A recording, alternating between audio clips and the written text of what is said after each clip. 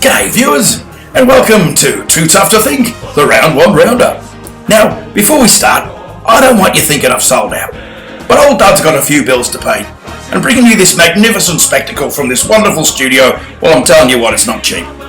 So this week's edition of Too Tough to Think is proudly brought to you by our good friends at Trill Birdseed. If your budget's looking a bit dodgy, stick his bill in the Trill. It's Trillicious. It's like a muesli for birds. It's full of vitamins, and I don't mind telling you, I'm partial to a drop myself on my Sanitarium Weet-Bix. Matter of fact, I'm going to have a bang right now. Here we go. It's great. You know,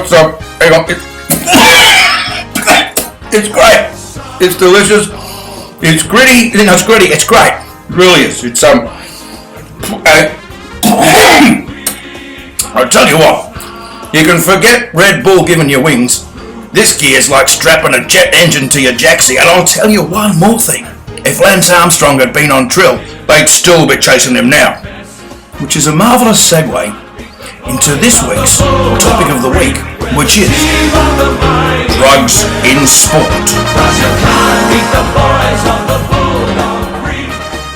Viewers, the big news story after round one, it was not the Bulldogs smashing Fremantle. It wasn't Richmond almost being pushed to the very edge by Carlton. Nor was it the fact that Melbourne actually won a game. It was, yes, you've guessed it, drugs in sport. It was the news that Collingwood players, 11 of them, have been suspected of taking drugs. If you ask me, you've got to be on drugs to go to Collingwood in the first place, but that's another story. One thing we can be sure of is that these were not performance-enhancing drugs. If Collingwood's performance against the Sydney Swans on Saturday night is anything to go by.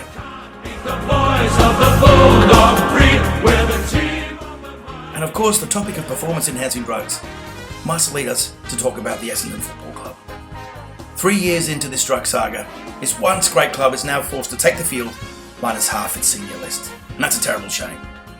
But don't you think it's also time, viewers, that you and I took a good look at ourselves before we throw this club under the bus one more time? Because isn't it the case that we've all, at some time, accidentally and without malice, ordered 3 dozen gross of some suspect Mexican peptide from a late night TV shopping channel? I know I have. And haven't we all administered this drug daily with injections to the guts as part of a strict 12-month routine of drug-enhanced personal development, completely by accident, without knowledge, without malice? Once again, guilty as charged. Not that I'm a drug user, not that I advocate drugs. Those are just rumours, and as those rumours are now before the court, I am not able to comment any further. But at times like these, I like to quote from former US President Bill Clinton, who, while also not a drug user, did once smoke a marijuana cigarette. But he said, and I quote, "I never inhaled." And that's the important point. The only difference with me is I never exhaled. I held that bong mist in for about 2 hours, and I tell you what, I was higher than Joe Cocker on a box and a half at Trill for at least a week.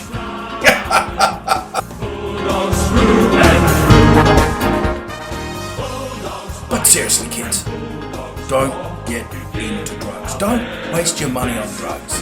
Instead, spend your money on Trill, or Weet-Bix, or VB, or one of these Doug Dawkins approved Too Tough to Think tea towels, soon to be available from all good tea towel outlets.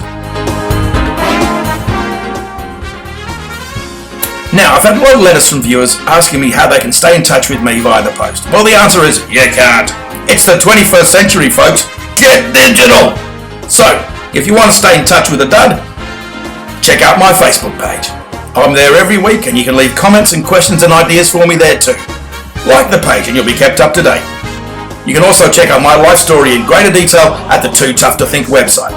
And apparently, I'm going to start tweeting soon too. Maybe it's the Trill, and you can catch me on Twitter at this address below. And remember, I want you to be too tough to think too. So please, send me your questions, your ideas, your comments, your complaints, and your stories of me and my legendary status as a football player, either via Facebook, Twitter, or even on the website. Our first viewer question of the week comes from Marie of Donvale, and she writes, "Doug, how How do you manage to stay looking so young? Well, Marie. Mum, as if, yeah, look, Marie, the answer is quite simple. I may have retired many years ago, but I keep busy. I always get up in the morning at 6 o'clock, no matter what time it is. And I think it's important that even for a VFL, AFL legend like me, it's important to remain humble too. I always say, just because it's my opinion, doesn't mean I have to agree with it. And on that note, let me say cheerio for now, and see you next week.